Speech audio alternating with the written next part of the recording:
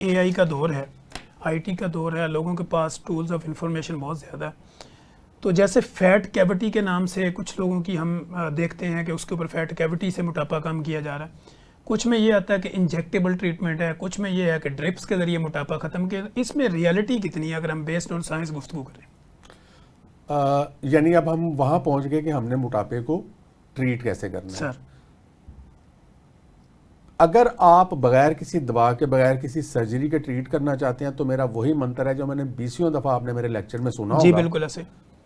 कि कंट्रोल और cut the carbohydrates. ठीक है, कट तो नहीं होंगे, हर चीज़ में कार्बोहाइड्रेट है, उसको कंट्रोल करें, मिनिमम पे लेके आए। ठीक प्रायोरिटाइज प्रोटीन, यानी प्रोटीन को फोकियत दें। Sir. Good quality meat, chicken, beef.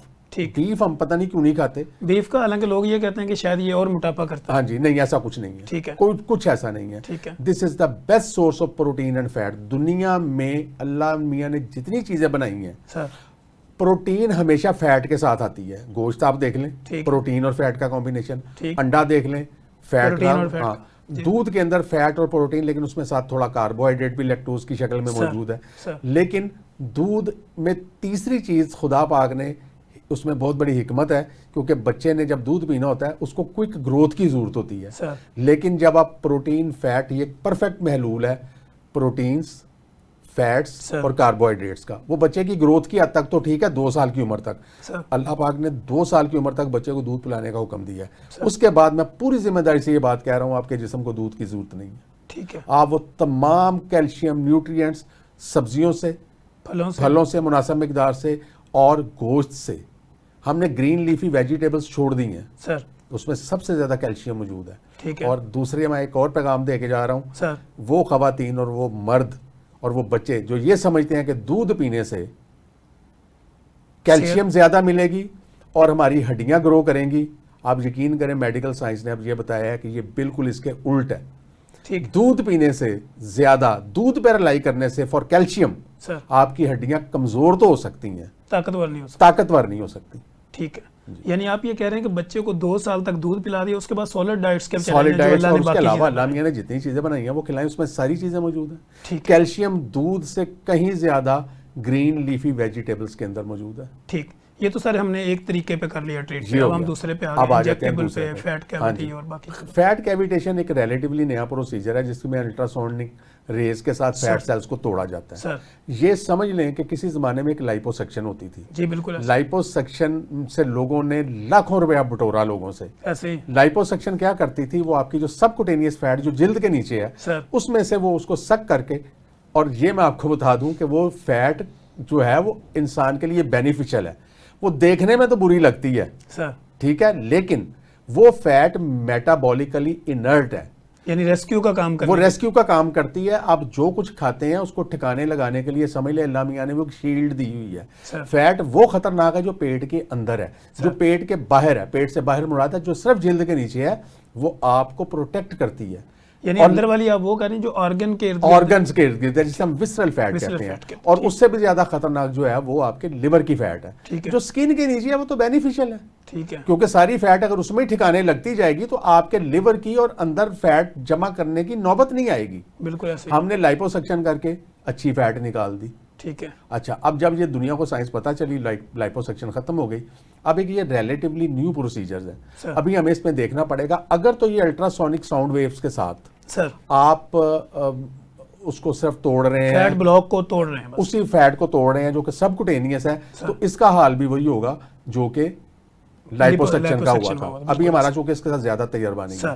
इस वक्त जो मोस्ट पॉपुलर तरीका है दुनिया में वो है ओजेम्पिक का, इंजेक्टेबल्स, सेमाग्लूटाइड। ओजेम्पिक एक मशहूर मरूफ दवा है, नाम लेने में हर्ज नहीं है पूरी दुनिया के अंदर, और अमेरिका में इस वक्त अगले 2 सालों की उनकी एडवांस बुकिंग हुई है। सर जुल्म ये हुआ कि लोगों ने समझा कि ये कोई ऐसा जादुई टीका आ गया है, हाँ जी लगाएंगे बस। हाँ जी, और वहां पे सबसे ज्यादा खराब काम अमेरिका में भी और अब पाकिस्तान में भी वो शुरू हो गया सर। जिसकी 6 माह बाद शादी है ना, और वो थोड़ा सा वो लड़की या लड़का ओवरवेट है, वो पकड़ के ओजेम्पिक लगाना शुरू कर देते हैं, ठीक, without consulting any doctor. Sir ये एक श्योर वे ऑफ डिजास्टर है सर, ठीक है, जो कि आपको कन्वर्ट भी कर सकते हैं, क्योंकि माशाल्लाह हम उस वतन अजीज में रहते हैं, आप मेडिकल स्टोर पे जाएं, उससे जो दवाई मांगेंगे वो आपको दे देगा, ऐसे ही। आप उसे सैंखियां मांगेंगे वो भी दे देगा ठीक है, इसलिए ओजेम्पिक के ऊपर लोग इस तरह से गए और अपना उन्होंने काम खराब किया। Sir Ozempic is a very good medicine sir, but in safe hands.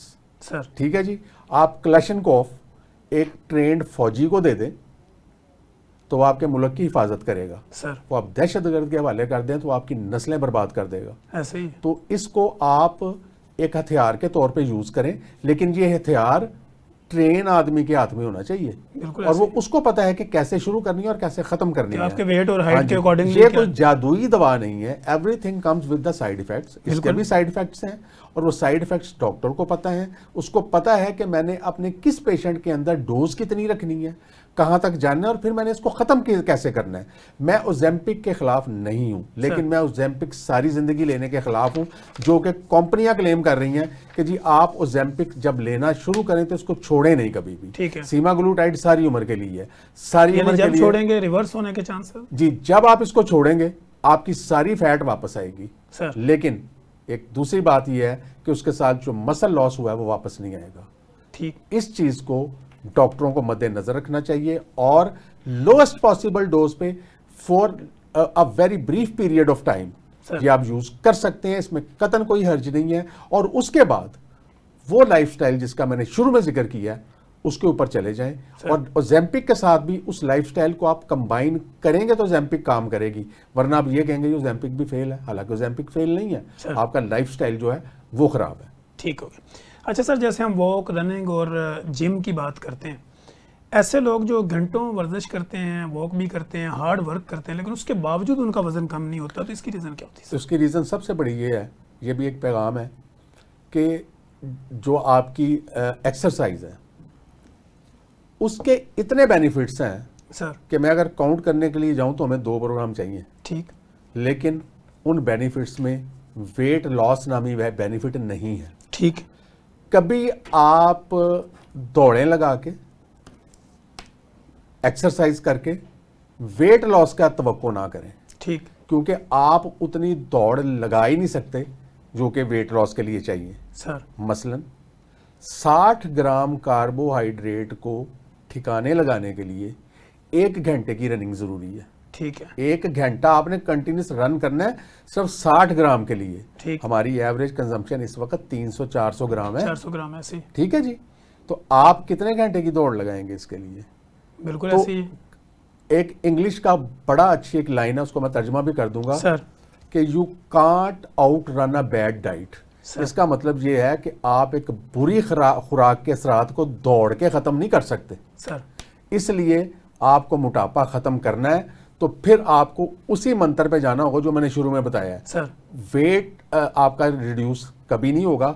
अगर 1-2 पाउंड नीचे आया भी तो चंद दिनों के बाद वो वापस आ जाएगा, क्योंकि जब तक आप कार्बोहाइड्रेट खाते रहेंगे आपकी भूख बढ़ती रहेगी। जब आप भूख बढ़ी हुई है आपकी और आपने साथ एक्सरसाइज भी शुरू कर ली तो आपका भूख और एक्सरसाइज मिलके भूख को मजीद बढ़ाएंगे और आखिरकार आप भूख के आगे हथियार डाल देंगे।